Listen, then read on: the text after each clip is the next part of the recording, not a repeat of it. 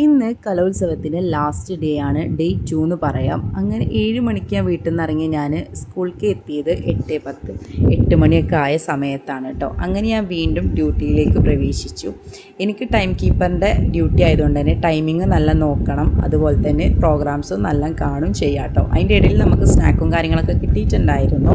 പിന്നെ ഞാനിങ്ങനെ ഓരോരുത്തരും ഡാൻസ് നോക്കുമായിരുന്നു കേട്ടോ. എന്ത് രസമാണ് ഇവരൊക്കെ കളിക്കണേ. 1ാം ക്ലാസ് 2ാം ക്ലാസ്സൊക്കെ എത്തിയ പിള്ളേരാണ്, പക്ഷെ അടിപൊളിയായിട്ട് കളിക്കുന്നത് കണ്ടപ്പോൾ എനിക്ക് തന്നെ ഭയങ്കരമായിട്ടൊരു അസൂയ തോന്നി കേട്ടോ.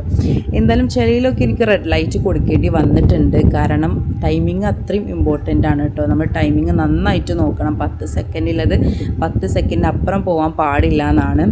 എന്തായാലും ഞാൻ ഉച്ചയ്ക്ക് ഫുഡ് കഴിച്ചു. പിന്നെയും വീണ്ടും പ്രോഗ്രാം ആരംഭിച്ചിട്ടുണ്ടായിരുന്നു. അങ്ങനെ പ്രോഗ്രാമൊക്കെ കണ്ടതിന് ശേഷം അത് കഴിഞ്ഞ് 4 മണി കഴിഞ്ഞപ്പോഴത്തേന് നമുക്ക് ചായയും സ്നാക്കൊക്കെ കിട്ടിയിട്ടുണ്ടായിരുന്നു. അതിന് ശേഷം നമ്മൾ ഐസ്ക്രീമും കാര്യങ്ങളൊക്കെ കഴിച്ചിട്ടാട്ടോ വീട്ടിലേക്ക് പോയത്. വീട്ടിലേക്ക് പോയപ്പോഴത്തേന് കുറച്ച് ലേറ്റ് ആയിട്ടുണ്ടായിരുന്നു.